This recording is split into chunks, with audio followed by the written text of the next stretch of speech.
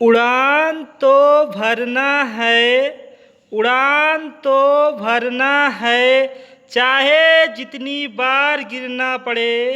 उड़ान तो भरना है, चाहे जितनी बार गिरना पड़े। सपनों को पूरा करना है, चाहे खुद से क्यों न लड़ना पड़े। सपनों को पूरा करना है, चाहे खुद से क्यों न लड़ना पड़े। हेलो माय डियर फ्रेंड्स, नमस्कार, सुप्रभात, गुड मॉर्निंग्स। आप सभी लोगों का मेरे स्टडी विद डेडिकेशन और चैनल पर स्वागत है। मैं आज इस वीडियो में कुछ important idioms and phrasal verb को डिस्कस करूंगा। चलिए स्टार्ट करते हैं। ये सारे फ्रेजल वर्ब जो है बहुत ज़्यादा इम्पॉर्टेंट रहते हैं और बार बार एग्जाम में पूछे जाने वाले फ्रेजल वर्ब होते हैं। चलिए स्टार्ट करते हैं। जैसे पहला फ्रेजल वर्ब जो लिखा है कि आ रेड लेटर डे। इसका मतलब होता है महत्वपूर्ण दिन। इंग्लिश में बोल सकते हैं ए स्पेशल और लकी और हैप्पी डे, यानी कि एक ऐसा दिन जो स्पेशल हो या लकी हो या खुशी करने वाला दिन हो। इसका एग्जाम्पल से इसको समझ लेते हैं कि the day of my selection was a red letter day for the entire family. मतलब कि मेरे सिलेक्शन का दिन जो था, मतलब जिस दिन मेरा सिलेक्शन हुआ था वो दिन मेरे परिवार, मेरी पूरी फैमिली के लिए ए रेड लेटर डे था, यानी कि खुशी का दिन था। अब इसको कैसे याद करेंगे कि हमेशा जो कि याद रहे। अब देखिए जैसे कैलेंडर लेते हैं, कैलेंडर में देखिए कुछ दिन जो होते हैं रेड कलर से मार्क किए रहते हैं। वो रेड कलर मार्क किए वाले दिन जो होते हैं स्पेशल डे होते हैं, या किसी त्यौहार का दिन उसे माना जाता है, या कोई स्पेशल डेट होती है। इसलिए हम इसको याद कर सकते हैं अच्छे से कि जो कैलेंडर में रेड कलर से मार्क किया जाता है जो डेट, उसे हम क्या कह सकते हैं, स्पेशल दिन होता है, यानी कि कोई त्यौहार का होगा या किसी नेता की जयंती होगी। सैड डेज मतलब कि खुशी का दिन, यानी अनुभवहीन। इसको इंग्लिश में कैसे पढ़ेंगे, देखिए the time when you are young and inexperienced. मतलब एक ऐसा समय जब आप यंग हो और अनुभवहीन हो, यानी कि आप पूरी तरह से विकसित ना हो। इसको एग्जाम्पल से कैसे समझेंगे, देखिए I use to watch movie with friends every week in my sad days. मतलब कि क्या इसका मतलब ये हुआ कि मैं मूवी देखा करता था अपने मित्रों के साथ हर सप्ताह इन माई सैड डेज। मतलब मैं अपने सैड डेज के दिनों में क्या हुआ, मैं अपने मित्रों के साथ मूवी देखा करता था हर हफ्ते। क्योंकि क्या होता है जब आप हम लोग क्या होते हैं जब कच्चे उम्र के होते हैं, यानी कच्चे उम्र या अनुभवहीन बोल सकते हैं, 14 से 15 साल के बीच वाले, मतलब उससे कम वाले एज के लोग जो होते हैं उनको किसी चीज़ की चिंता नहीं रहती है। ना किसी घर के बारे में कोई चिंता रहती है, ना अपने कैरियर के बारे में चिंता रहती है। तो वो लोग क्या होते हैं अपने खुशी से जीवन व्यतीत करते हैं और उन्हें क्या होता है कोई दिक्कत नहीं रहता, क्योंकि उनको पता है नहीं मुझे क्या करना है आगे। वही दिन देखिए हम लोगों का क्या होता है, मतलब खुशी का दिन माना जाता है। आ रैनी डे मतलब होता है समस्या के दिन। देखिए इसको बताना भूल गए कि सलाद डे इसको कैसे याद करेंगे। देखिए ये लिखा है सलाद। सलाद कैसे बनता है, जो कच्ची चीज़ें होती हैं जैसे मूली, गाजर, इन सब चीज़ों को काट कर क्या सलाद हम बनाते हैं, नहीं बनाते हैं। तो वही इसको याद कर सकते हैं कि जब हम लोग की कच्ची उम्र होती है तो क्या होता है सलाद डे, यानी कि हम लोग को कोई चिंता नहीं होती है, क्योंकि हम लोग क्या होते हैं अनुभवहीन होते हैं। आ रैनी डे यानी कि समस्या के दिन। अब इसको हम कैसे याद करेंगे, जैसे इसको इंग्लिश में देख लेते क्या है।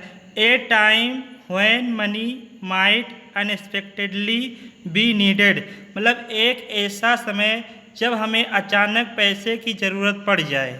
जैसे अगर किसी के घर कोई आदमी बीमार हो जाए तो उसको अचानक पैसे की ज़रूरत पड़ जाती है। अगर उसके पास पैसा ना हो तो वो क्या होता है, उसके लिए समस्या का दिन हो जाता है। या इसको हम इस तरह से भी समझ सकते हैं, जब बारिश होती है तो देखिए जहाँ पर पानी निकलने की सुविधाएं नहीं होती हैं तो वहाँ पर देखिए बाढ़ आ जाती है। इसका मतलब वहाँ के लोगों के लिए संकट का दिन बन जाता है। इसलिए इसको हम याद कर सकते हैं, ए रेनी डे मतलब होता है समस्या का दिन, यानी बारिश का दिन आता है तो वहाँ के लोगों के लिए क्या हो जाता है, समस्या का दिन, जहाँ पर कोई सुविधाएं नहीं दी होती है सरकार। ये एग्जाम्पल हम देखिए लिख दिए हैं, she had saved some money for a rainy day, मतलब उसने जो है कुछ पैसे सेव करके रखे थे फॉर अ रेनी डे, मतलब समस्या के दिन, जब समस्या के दिन आएंगे तो कुछ पैसे सेव रहेंगे तो क्या हो जाएगा, उस दिन की समस्याएं दूर हो जाएंगी। चौथा मतलब एडियम फ्रेज है वेट बिहाइंड द ईयर्स, इसको हम इसका सिनोनिम्स ग्रीन हॉर्न होता है। वेट बिहाइंड द ईयर्स का मतलब भी वही होता है अपरकप या अविकसित, मतलब कि अनुभवहीन बोलते हैं। एन इनमैच्योर या इनएक्सपीरियंस पर्सन, मतलब जिसको किसी चीज़ का अनुभव ना हो। एग्जाम्पल देख लीजिए, the boy was still wet behind the ears when it father died, मतलब जब उसके मतलब कह रहे लड़का जो था मतलब कि अपरिपक्व था, मतलब विकसित नहीं था, अनुभवहीन था जब उसके पिता की मृत्यु हुई। अब इसको कैसे याद करेंगे, बेट बिहाइंड द ईयर्स, मतलब ये जैसे बेट मतलब होता है गीला, बिहाइंड मतलब पीछे, ईयर मतलब कान, मतलब कान के पीछे क्या गीला होना, यानी कि कब कैसे, जैसे कि जब छोटे बच्चों को उनकी मम्मी नहलाती हैं, उनके घर वाले नहलाते हैं, उसके बाद कहते हैं बाबू लो टॉवल लेकर अपने शरीर को पोंछ लो, तो क्या होता है छोटे बच्चे पूरे शरीर को पोंछ लेते हैं लेकिन कानों के पीछे उनके देखिए गीला गीला बना रहता है। तो इसको हम कह सकते हैं कि अनुभवहीन, क्योंकि वो बच्चे क्या होते हैं, अनुभवहीन होते हैं, उनको मालूम नहीं होता है कि हमारे पीछे भी पानी लगा है, वो मालूम भी होता है तो उतना ध्यान देते भी नहीं हैं। पांचवी मीनिंग है ग्रीन आइड मोनेस्टर, ईर्ष्यालु व्यक्ति से बोल सकते हैं, यानी कि ए जीलस पर्सन। अब इसको कैसे याद रखेंगे कि ग्रीन आइड मोनेस्टर मतलब किसी पिशाच, देखिए भूत प्रेत या वैसे जो गुस्सैल आदमी होते हैं उनकी आंखें क्या होती हैं, एकदम ग्रीन हरी हरी होती हैं। तो इसको हम याद कर सकते हैं, जो भूत होता है, पिशाच होता है, उनकी आंखें क्या होती हैं, ग्रीन होती है, यानी कि ग्रीन आइड मोनेस्टर बोलते हैं उनको, यानी कि ईर्ष्यालु व्यक्ति जो किसी हर आदमी से क्या करे, ईर्ष्या करे, जलन, जिसे जलन कहते हैं, जले। इसका एग्जाम्पल है beware of green eyed friends, beware of मतलब होता है सावधान रहना किसी गलत आदमियों से, तो इसका मतलब ये लिखा है कि जो फ्रेंड्स मतलब आपसे जलते हैं उनसे क्या करें, सावधान रहें। ब्लू आइड मतलब होता है सब लोगों का प्यारा या दुलारा, एवरीवन फेवरेट, वह आदमी जो सबका दुलारा हो, प्यारा हो।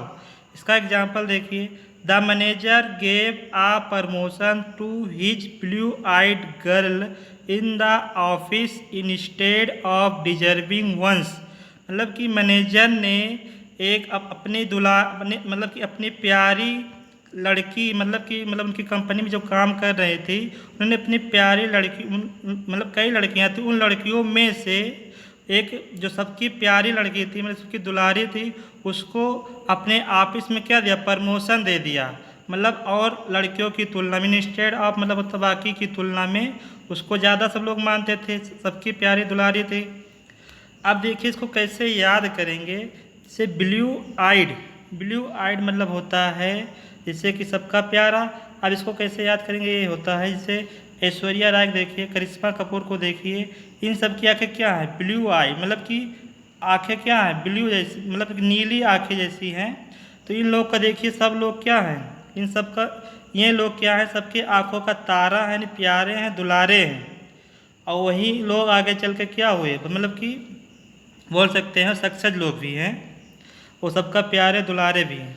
अब सातवां मीनिंग है ब्लू ब्लड, ब्लू ब्लड मतलब होता है कि क्लीन या संभ्रांत, यानी कि सभ्य लोग या अच्छे उच्च वर्ग के लोग। तो इसका इंग्लिश होता है royal wealthy upper class. Example दिया गया है, she is pursuing engineering from a blue blood college, मतलब कि वह इंजीनियरिंग कर रही है एक सब संभ्रांत या क्लीन कॉलेज, एक अच्छे, एक फेमस, एक नामी कॉलेज से।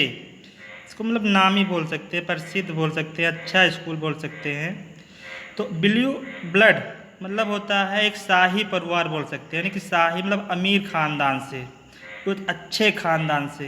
जैसे ऐश्वर्या राय, करिश्मा कपूर क्या है, इन लोगों को क्या बोल सकते हैं, शाही खानदान यानी अमीर खानदान, संभ्रांत, कुलीन, ये सब बोल सकते हैं। तो इन दोनों चीज़ों को हम इन्हीं ऐश्वर्या राय, करिश्मा कपूर से ही याद कर सकते हैं कि इनकी आंखें ब्लू हैं, तो ब्लू मतलब ब्लू वर्ड को उनसे हम जोड़ सकते हैं। ये इतना आप मतलब कि ये इतना एडियम फ्रेज बताया गया है जो कि एग्ज़ाम के लिए बहुत ज़्यादा हेल्पफुल है, और बार बार एसएससी, बैंकिंग्स, एयरफोर्स, एनडीए, इन सब एग्ज़ाम में ये सारे क्वेश्चन पूछे जाते हैं, और जो कि बहुत ज़्यादा इम्पॉर्टेंट। हमने इसको ट्रिक बेस पर बता दिया, जैसे मैंने याद किया था, क्योंकि ये सब क्या होता है जल्दी भूल जाता है। अगर इसको ट्रिक से ना याद करो तो क्या होता है, भूलता रहता है। इसलिए इसको ट्रिक से एक बार दिमाग बैठा लेते हैं तो हमेशा क्या होता है, याद रहता है। ओके, बाय, थैंक्स मेरे प्यारे दोस्तों।